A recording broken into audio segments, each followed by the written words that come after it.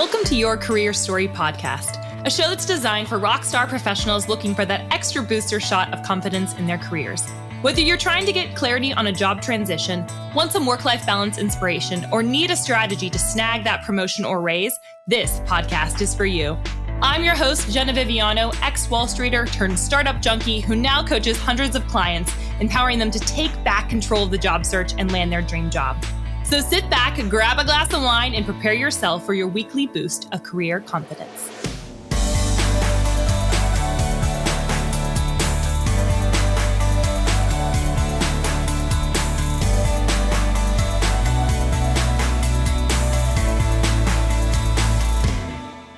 Hello, friends, and welcome to another episode of the Your Career Story podcast. My name is Jenna Viviano, and this season we are talking all about work-life balance. And I'm so excited to invite my newest guest today, TJ Loeffler, where he's going to be talking to us all about the mindset that you need to make sure that you're more productive at work. So TJ, thank you so much for joining us today. Thank you so much for having me. Yeah, absolutely. So why don't you tell our crew who you are and what you do? We discovered each other. I'm not even quite sure how we came across one another, but I have no idea. It was a LinkedIn post. I have no idea. Yeah. I think it must have been something like that. And I read your story on I think it was on your About page or something like that. Mm-hmm. And I said, this guy has probably pretty much the same story as me to some capacity. So I would love if you could share a little bit about, who you are, a little bit about your story that got you to where you are right now. Yeah, for sure. So born and raised in Fairfax, Virginia, Northern Virginia, now living in California. And that's just kind of the easiest place to start. I had a stop in New York for about 7 years. I actually just moved to California, but I was in New York for about 7 years. So that's basically where I've been for my professional career.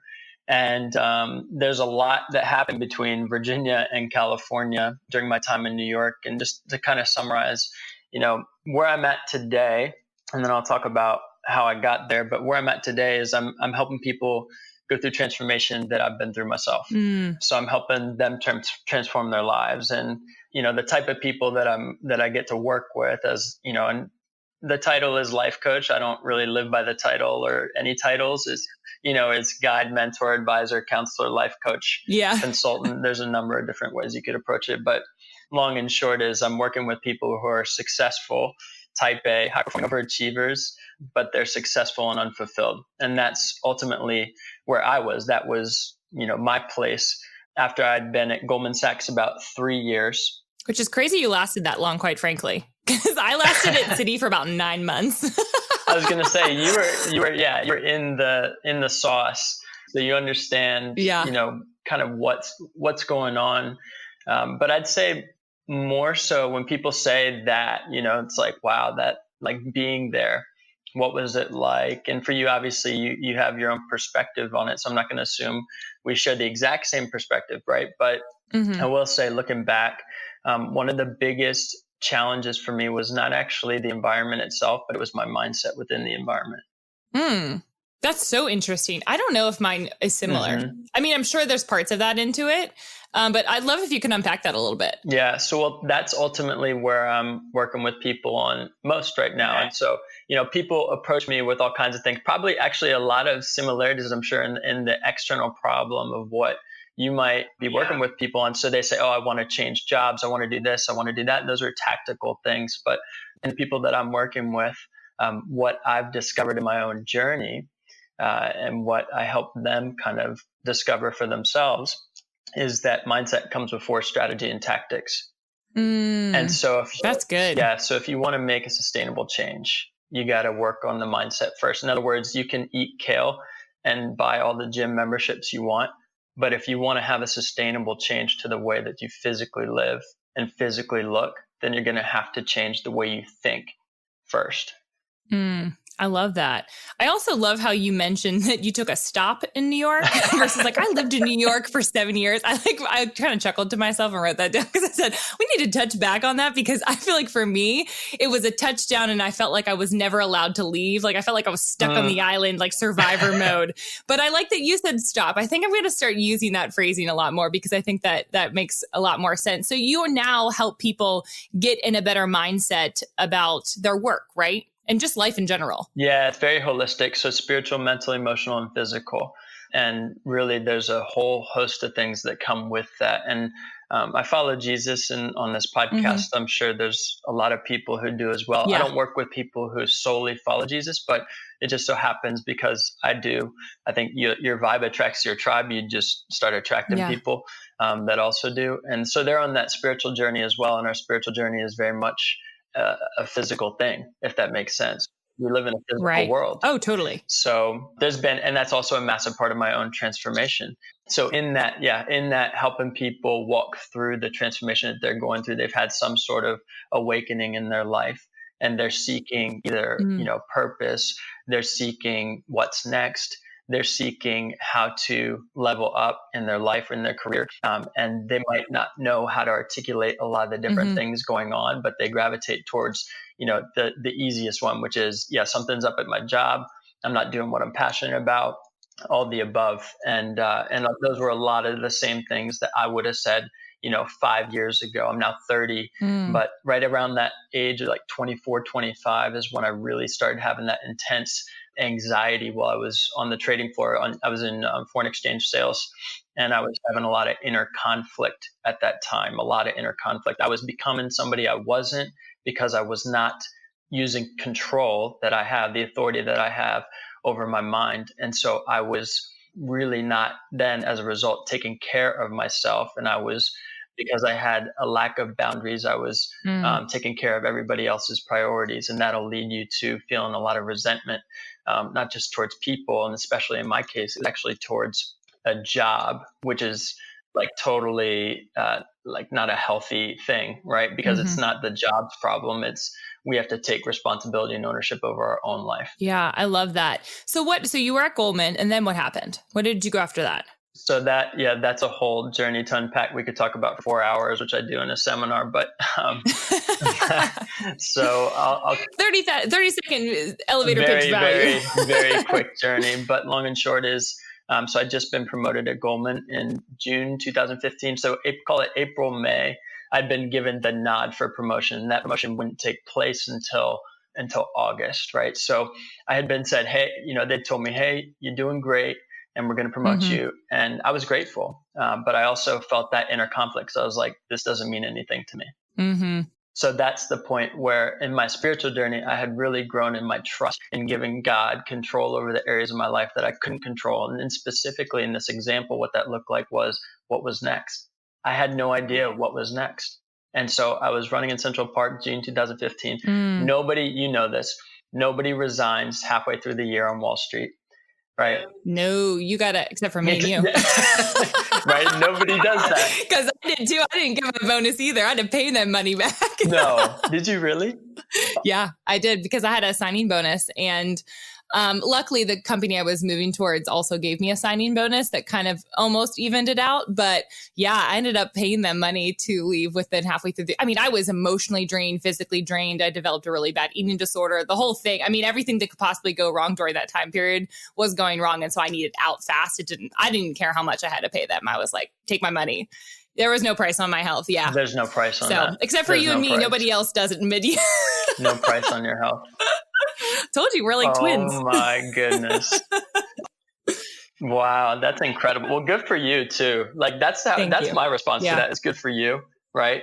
Understanding, taking ownership of your life. So there I was in Central Park, and I was running, doing these what I call maintenance workouts. Like I was just trying to keep my body alive so I could carry around my brain, and totally an unhealthy perspective on my physical being. But I was running, and I took a nap in Central Park, and I woke up and I had the peace of God. Like I have never in my life, I had tangible, it was like 1:30 in the afternoon on a Sunday. And it was so tangible. And then I had this crazy thought, and it was a thought I've had a million times before that. And it was, I think I'm going to resign. But when I had, and that was where the peace of God, that's where the peace led you. And that's what's crazy, right? Is because I had peace, but no purpose or plan. Yeah. I just knew that I was okay in taking that step forward. So I walked in the next day and resigned. That's amazing. And it was but what's even crazier, and I'll say, this is a fun story. I'll just share the real quick story about it, but sure. I go downstairs, and I would on the way out the turnstiles every morning to get my coffee, talk with a guy named Renand. And he was Haitian, and I have some involvement with Haiti. There's a history there, but he's Haitian. And so we would chat about Haiti, and we would just chat about life. And he was a security guard standing at those turnstiles at the same place every day. And so I would look forward to that conversation. I would take like 30 minutes, sometimes even I would spend an hour, extreme cases, but an hour off the trading desk, just talking with Renan, because it brought me so much joy. And I just love talking with him.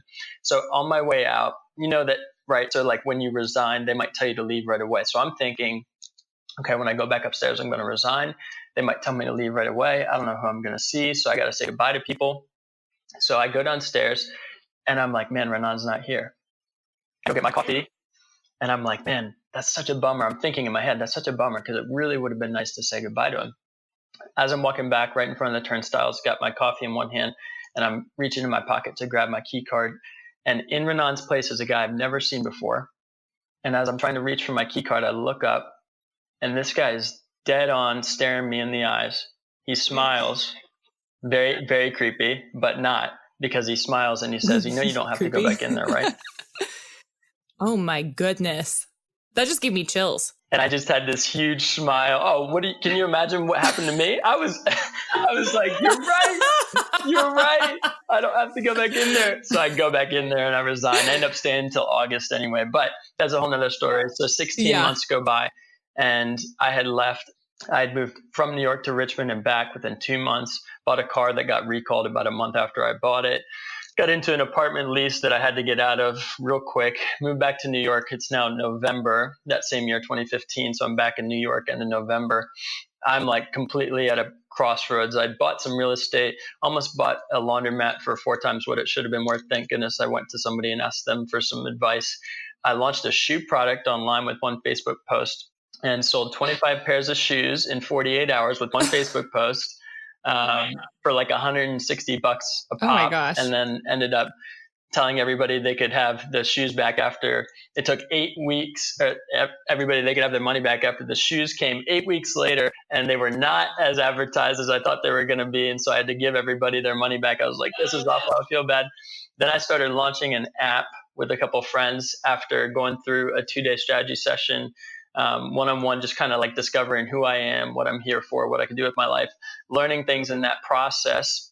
Now, beginning of 2016, learning things, discovering, wow, like coaching is something that's been a part of my life. I could really do this, but I didn't want to accept it. I was afraid. And so as I moved into that next season, beginning of January 2016, I was like, just out of fear, I was doing all these other things to distract myself, including launching the app, et cetera, which is actually how I met my fiance.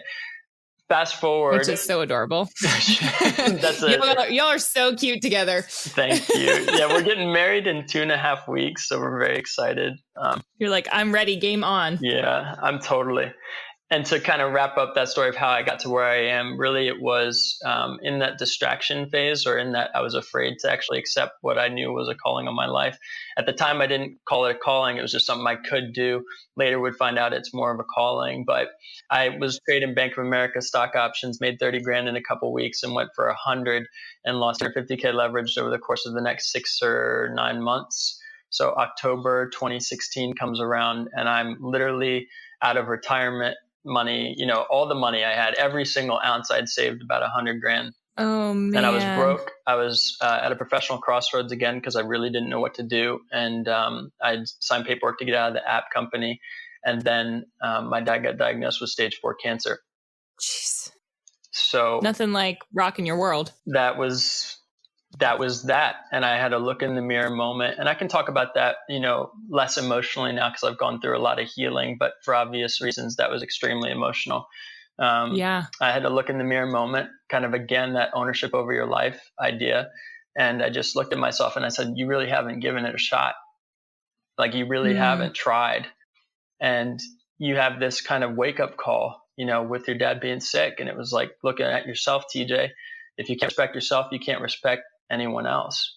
And what are you going to do about this? Well, sure enough, I get a prophetic word spoken over me about being called to speak to nations. I didn't even know what prophetic word was at the time.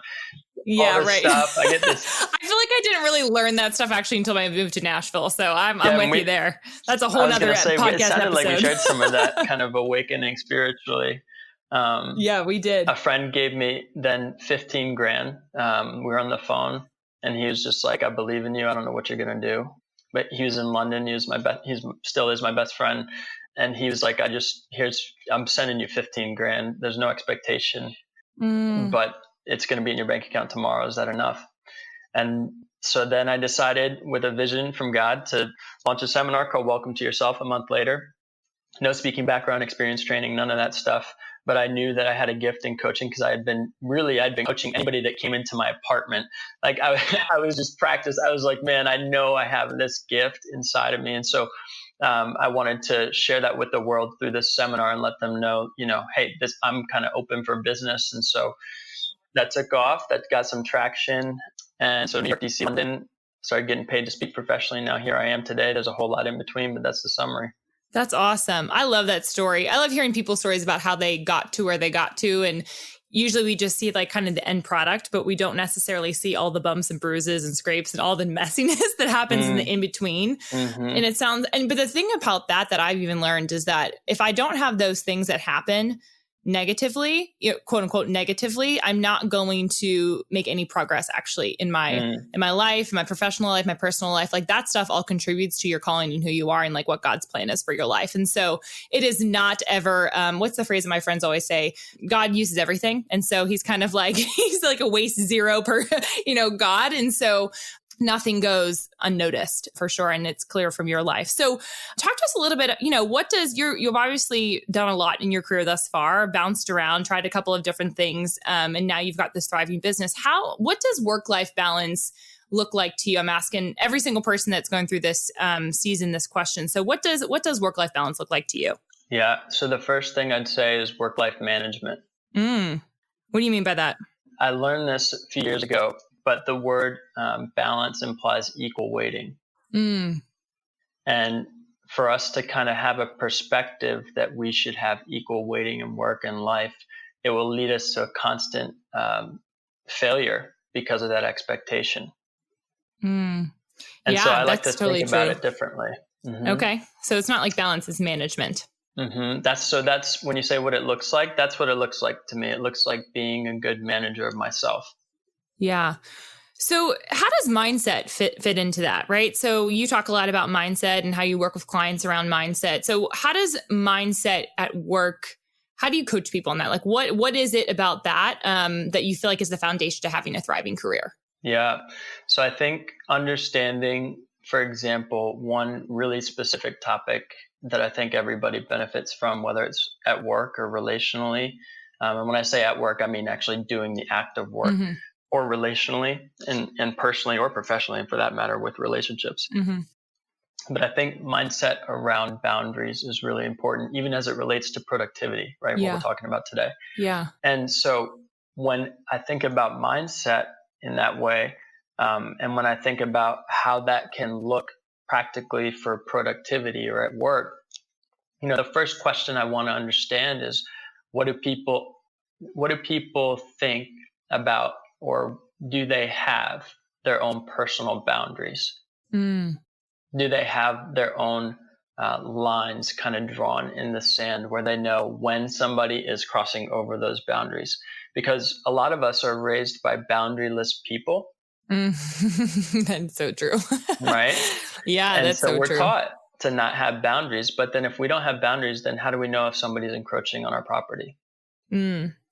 So give me an example of what that would look like, maybe from a work perspective. Yeah, totally. So for example, understanding that you are a priority and your work is secondary, meaning I'll just go back to the story that I used about how I used to do a lot of maintenance workouts because I was just trying to keep my body alive so that my brain could be carried around, right? Because I thought, well, my brain is the best asset, et cetera. That's where I'm going to use to make money. And my perspective was that that my body came second.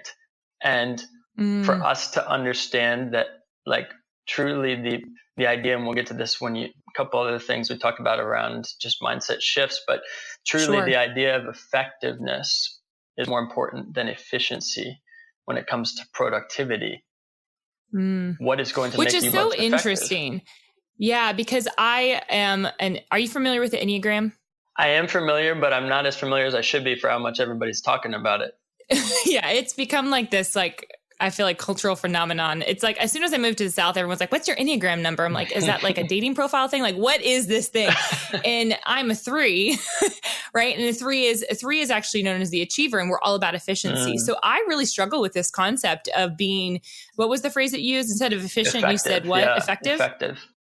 I don't understand how to do that in my life. Like, I really just don't understand how to do that. So the boundaries portion that you were talking about, I have always put work first. Like, if I even think about my day today, right? So I woke up this morning, I had so many things on my plate because I'm kind of like running full steam ahead on a couple of deadlines for some stuff until about May 15th. And I'm like, once I get to May 15th, I'll be able to relax. I'll be able to sleep. I'll be able to like rest in the morning, do some work, maybe some reading, some writing, and then like sit out by the pool. Like, that's what I'm working towards versus operating from a status of really paying attention to my body first and then operating from work, which sounds like what you're saying. Yeah. And by the way, this is something that I'm a constant work in progress in, right? So this is no claim of perfection. But I believe in that process of transformation, that's the beauty of it, is when you have sort of relative expertise in something, transformational leadership is bringing other people along on that journey. Sure.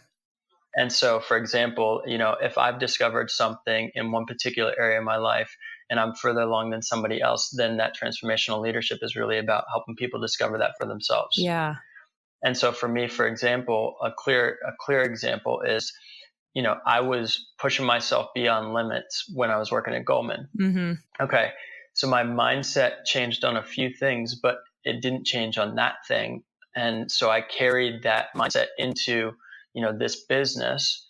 And so I wanted to achieve numbers, and my unit of success was money and other things, because that's how I was measured at Goldman. And so at work, yeah. Right. And so then when it came to, really trying to drive and create value in a business, et cetera, and now I'm doing it as quote unquote, like a one-man show, bootstrapping the whole thing from scratch, like just pushing myself to the limit.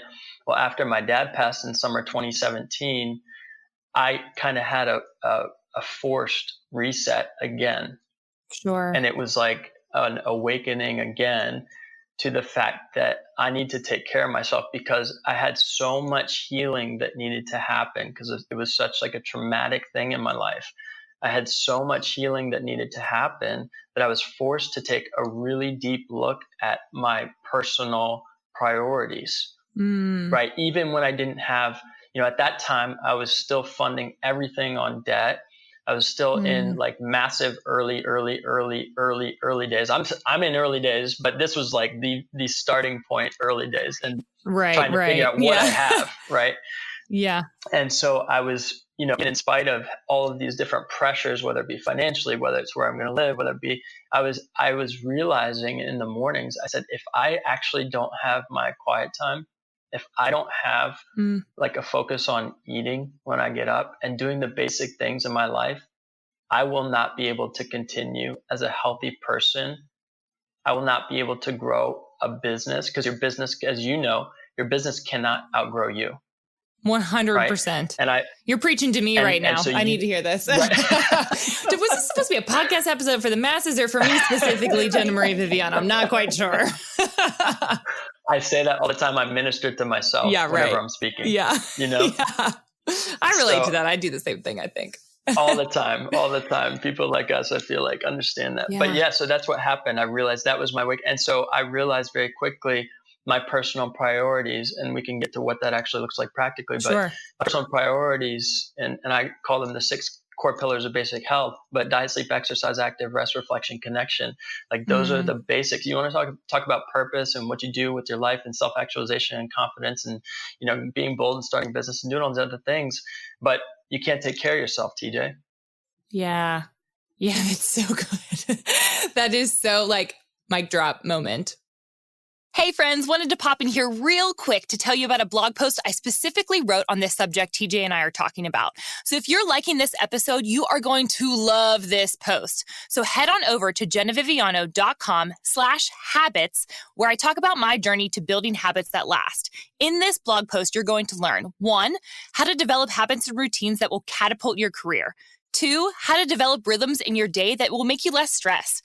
3, how to shift your mindset so that you actually enjoy your habits versus having guilt or shame around them. Number 4, how to sustain habits over a long period of time. And number 5, the one habit I believe you need to start implementing right this very second to be successful in your career.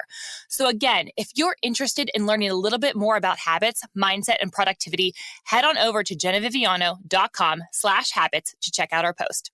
Okay, back to the episode. So what is it that you do to define your day-to-day productivity? Like, what's that look like? How does that fit into your priorities then? Because you just kind of touched on it. Yeah, so I think it's really, what's funny is if I look at my journal, and I was reading this actually to a client, this was a couple months ago, but we were talking, they were like, what are your daily priorities or weekly priorities really? Because I kind of think about it on a weekly basis, and then I have daily things I need to do. And I was reading out my daily priorities, and I literally framed, of those 6 core pillars of basic health, like probably 3 or 4 of them are in my priorities of like maybe 6 or 7 things.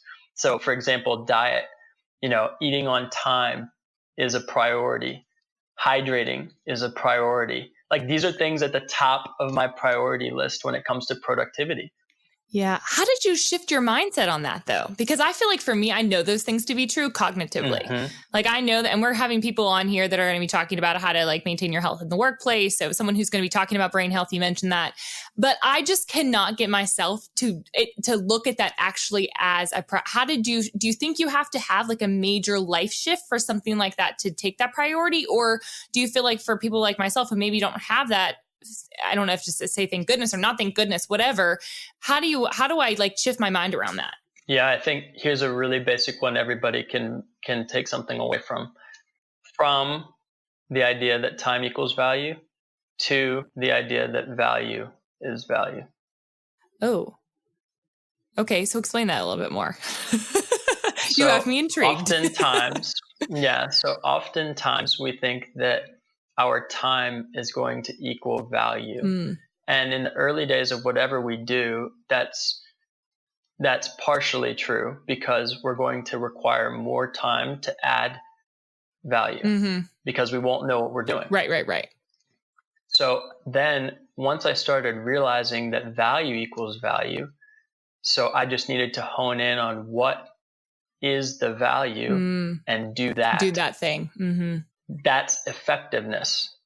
Yeah. Not efficiency. So when time equals value, you go for efficiency because you want to be efficient with your time. Yeah. So it really is shifting how productivity hacks even work. It's not even about being efficient, it's being effective. It's not. Okay. It's about being effective. So from efficient to effective. And now you can be efficient in your effectiveness, but you can also be ineffective in your efficiency. That's a tongue twister, but I get what you're saying. Right? I'm tracking. Yeah. So that's why you got to shift from efficiency to effectiveness and then add on efficiency to that. So what that looks like for me is, look, like Jenna, I was super busy. I was traveling. I like traveling. I like doing a lot. I like living my life. Right. So I think you actually commented on this on my Instagram, but I said I left Wall Street on my profile, right? It says I left Wall Street and started living my life. Yeah, I love that. I like living. When people ask me what I do, I like living my life. Now, that doesn't mean that I don't enjoy working or don't see work as value. I actually really enjoy working. But I think that work and my mindset has changed from live to work to live. Right. And do you feel like you're happier now? Oh my gosh. So many levels of happier. That's an understatement. I think a lot of people think that they're going to achieve some sort of, and I'm very much guilty of this probably too. And it used to be worse when I was in corporate and less so now, but just putting this pressure on of like, I have to be validated by my work because that's what I've worked my entire life. Think about it. We go elementary school, middle school, high school, undergrad, potentially secondary grad, like we have this system and process of it's always work, focus. And especially for high achievers of whatever that may look like, it's very hard to take it back and remind yourself that And when you look at the priorities and honestly, like work faith theology, even if you want to get into that, I mean, we are not designed to always be working, and Sabbathing and resting is a real part of it. And so we don't adopt that rhythm as being respectful, at least in US culture. And so I love what you said there. And I actually think it's going to be beneficial to not only a lot of people, but like I said, myself. So let's talk about mindset at work. What are the biggest mindset shifts that you feel like we need to make to transform our productivity at work? And maybe we kind of touched on this. I don't know if you have anything else to add on that. Yeah, the biggest one I'd say is this idea. So beliefs drive behavior. Mm-hmm. Yeah. Okay. So if I believe time is value, then I will put more time in and I will get value out there, but I'll be putting more time in. Yeah. Right. So, yeah. So if I believe that, value equals face time at work, then I will be spending more face time. Mm-hmm. Which is what we're taught at Wall Street. Last one in, first one in, last one out. now that's what people are taught, but I'd also, back to the idea of ownership, right? We have to do the teaching. Yeah. Right. So we have to, we can be students and still do the teaching, meaning you have to teach people how to treat you. Yeah. Right. Yep. Absolutely. So how does that translate in the workplace? So like if someone were to adopt that principle, what would that look like? Yeah. So it's actually respecting your own boundaries. So for example, that means you have to set boundaries. Like for example, in the morning, if you want to think about being a more productive person, think about what you need to be alive and well, having energy in your life. And that starts with your mornings, 100%. Yeah. Now, in the mornings, that effective morning is actually going to start in the evening. So you need to start setting some boundaries in your own life. And this is a process, right? We're not going for perfection. We're going for progress. Mm-hmm. So just making small incremental progress in this, for example, going to bed, turning your phone on airplane mode, waking up and not turning your phone off airplane mode until you get some personal space and quiet time for yourself. Quiet time for me, it's quiet time with the Lord. Sometimes I just get up and I just sit still and I don't do a thing. I just sit up straight. So I don't know. Couldn't tell you the last time I did that, which my other, I have another friend who is very similar to you. And she's like, you need to chill out in the morning. It's so powerful. It's so powerful, Jenna, because then at that point you start realizing what you need. Yeah. And when you realize when you realize what you need, that's when you can set your priorities. Mm-hmm. So that's a simple one that everybody can do right now. You set your alarm for 15 minutes earlier and you turn your phone on airplane mode at night. Now, this is hopefully once you start experiencing the power of exerting your own power of control in your life, control over the things you actually can control, like your schedule. Right. Right. Again, beliefs drive behavior. If I don't believe I have control over my schedule, then I'll act like I don't. Yeah, that's good. So if I believe I have control over my schedule, then I'll act like I do. And so, for example, when I show up to work 15 minutes after, quote unquote, everybody else is at work, but I'm in control of my schedule and I know what I need to do to be most effective at work, then I sit down and do the most effective tasks or things first, knowing what I get paid for, doing those things I get paid for first, leaving other things to fall if they need to. Then I can actually be more effective at work and I can continue to set healthy boundaries because I'm doing what I get paid to do. Right. And I think that also comes into play with the emotional aspects of work, right? So my initial thought would be like, oh my goodness, what's someone going to think of me? And old Jenna would think that, right? Like, what's someone going to think of me if I don't do that, right? Or what are am I going to be a bad employee if I do these things, right? Or like, what will my coworkers think if I act like I'm all that in a bag of chips, right? Versus the actual truth of the matter is that it's your life, your schedule. You're the one who has to wake up every single day. And you get to determine what you actually want in your career. And so therefore that allows you to free up your mind space a lot, because I would say that a lot of people, just clients of mine even, would say, yeah, I would love to do that, Jenna, but then these XYZ bad things are going to happen to me if I don't show up first thing in the morning before everyone else and, stay an hour later than everyone else. And the truth of the matter is, there's two parts to it. One is you're not in control of other people's feelings or true. opinions. Yep. That's true in all areas of life. All areas of life. Again, boundaries in your thought life just as much as in your actual lived out life.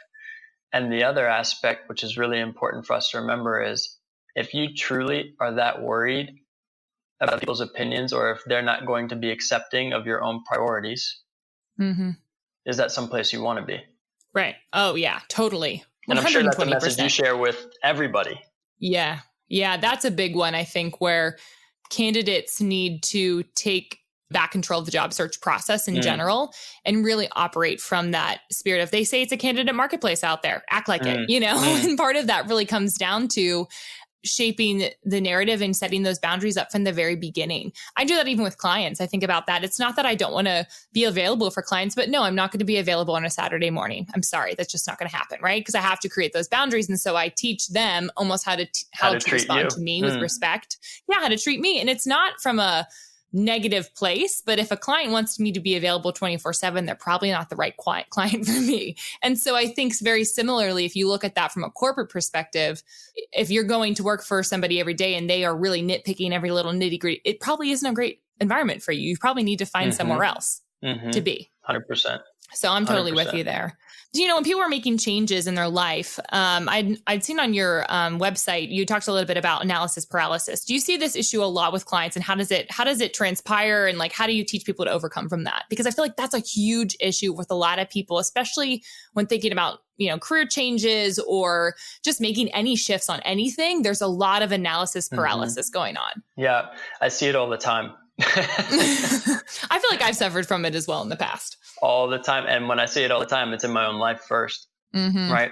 And so in actually overcoming a lot of that in my own life, there's a few observations I have. And then obviously I've seen a lot of these observations in others.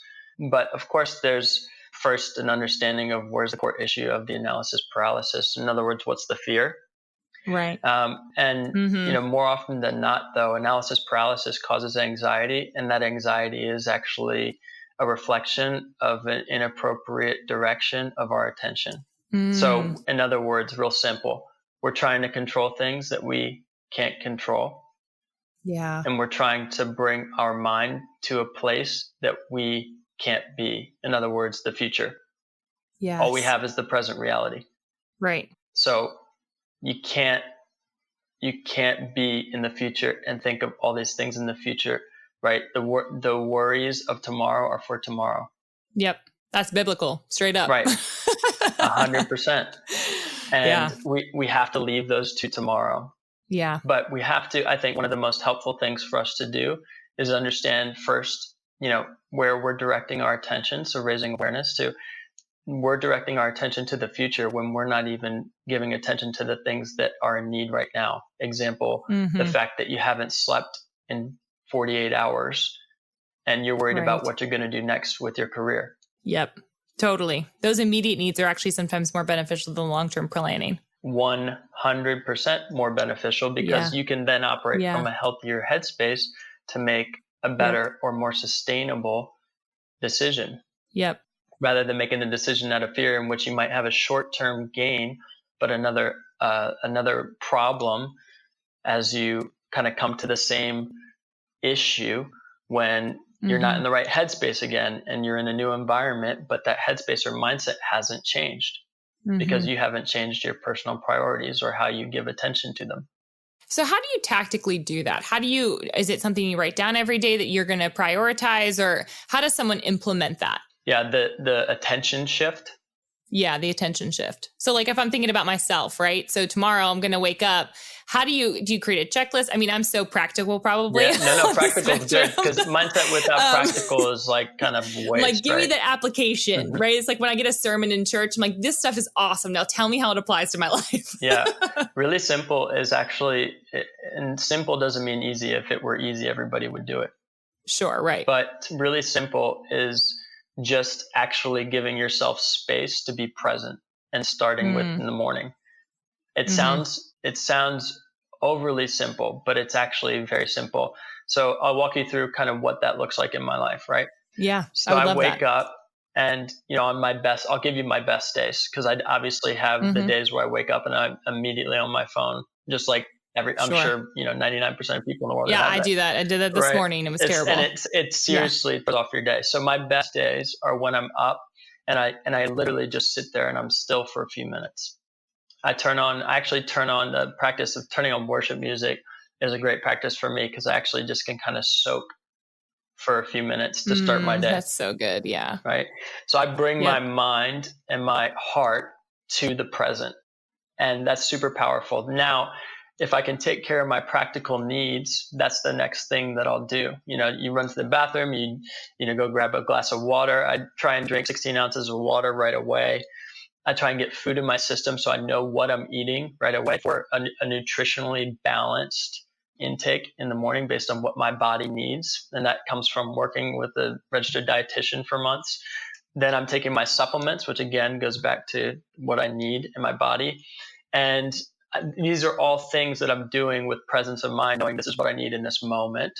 And the next moment is for the next thing. Then I sit down and actually start writing specifics of what is most important for that day. So what's most urgent is not always what's most important. So a really simple tool for people is to think about it's called the Eisenhower. Have you ever heard of this Eisenhower matrix? Yep. Yeah. It's good stuff, but you can go very through simple, 4 boxes, little matrix. On, one side you have not important, very important. The other side you have not urgent, very urgent. And you want to be in the box that obviously the ideal state is you're doing things that are very important, but not urgent. And those are sort of like, for you, maybe that's a project you're thinking about that's going to have long-term benefit to the business, right? You want to be able to do that. But normally you got to start with the most important and most urgent things. Yes, I love that. Right. So you want to stay with those things. And so for me, the most important and most urgent things in my life when I wake up are getting peace and taking care of my body physically. Mm-hmm. It's really that simple. Mm-hmm. That's right now. Yeah, it's so simple. It's so easy. Simple, but you're right. It's not easy. That is? Yeah, I can tell you how hard it is. It has not worked for me for quite some time. I'm like, yes, I know the things to do. And it's a matter of like implementing them. It's like, why is this disconnect? My priorities are wrong. And so therefore it's no wonder I'm falling asleep by like 8:30 p.m. at night, or like crashing at 3, or, popcorn probably isn't the best dinner to have, all those different things that come down the spectrum, because I prioritize the task work versus just like the rest, knowing that and actually when we bring on Christy McClellan, who's going to be talking about Sabbath, she talks about how, the majority of the world thinks about it as we like work 5 days to then rest, on the 7th day, basically. So work 6 days to rest on the 7th. And actually, if you look at it from a Middle Eastern lens, and she'll be able to unpack on this episode, that you actually start your week with rest. Like you actually start with rest, and that helps fuel the rest of the week. And so instead of it ending, it's actually the opposite. She will obviously articulate it much better than me from the Middle Eastern perspective. But yeah, it's a hard thing, I think, for a lot of people to really manage well, and to actually, we know what to do, but the actual implementation is, and with most things in life, it's harder to do. So, I really appreciate you sharing that. So kind of last question or so, before you do the last question, I just want to share this one thought that I think will help somebody, because especially even as you're talking about, you're saying these are good tactics, but like, I've tried X, Y, and Z and it doesn't work. And this is why I really just want to emphasize that it is truly mindset before strategy and tactics, because if the tactics are not working, then that's a reflection of a belief in your mindset, not the tactic. That's a tweetable. I love that. Right? That's so good. And you're right. That's because it's my belief is off. Well, there's a belief somewhere, and I'm not going to know. I can't, unless I ask you a million questions and we start a session right now here on the phone. Right. But unless I ask, one of the easy ones that I'll share that I've had, and this might resonate with a lot of people who are listening, is the belief that if I don't do X, Y, and Z, then X, Y, and Z will not be a success. If I don't take care of this task, then I'll fail, and therefore my self-worth will be lowered because I've attached that to the outcome of this specific project. Yeah.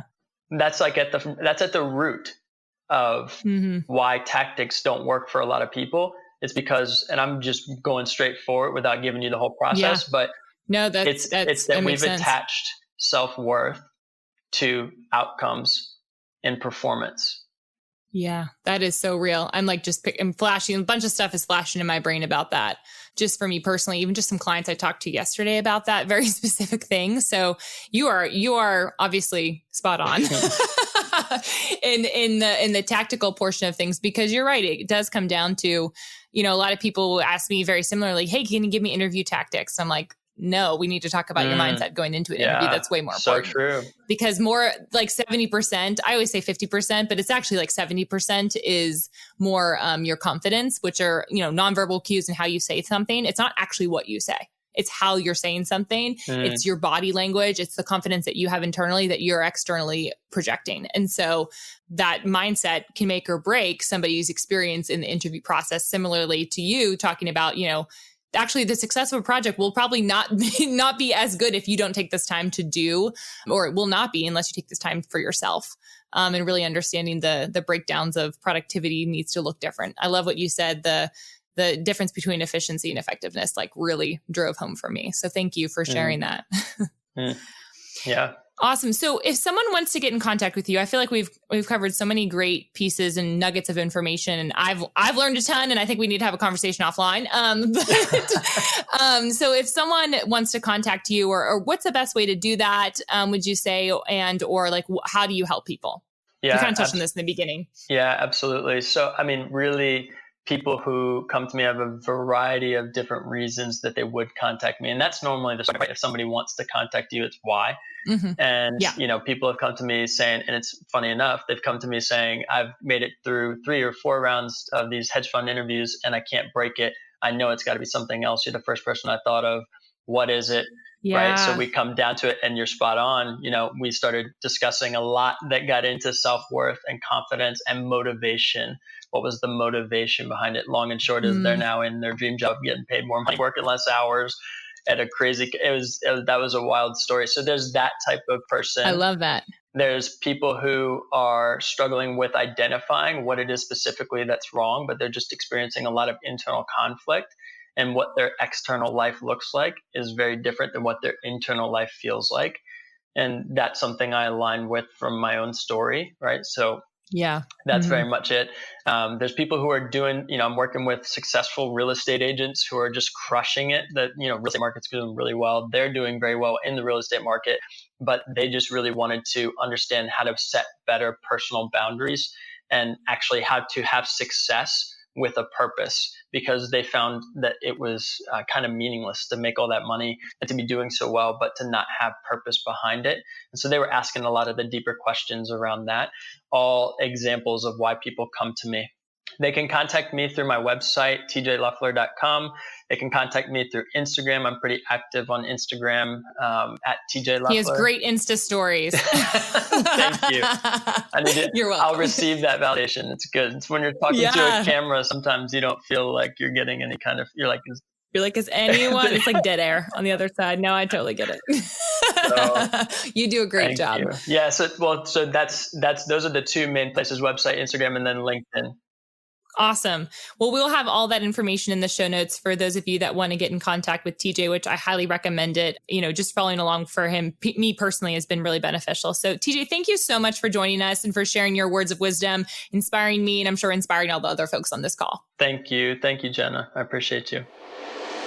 Hey, y'all. Thanks so much for listening to Your Career Story podcast. I would love to get to meet you. And there are a couple of ways that we can connect in between episodes. First and foremost, I love my LinkedIn. Second is via Instagram. And third is over on my website. I actually have a special spot just for you full of fun, free resources. So all you have to do is go to www.jennaviviano.com/resources. Super simple, for a bunch of freebies that will help you boost your career. Hope to see you next week.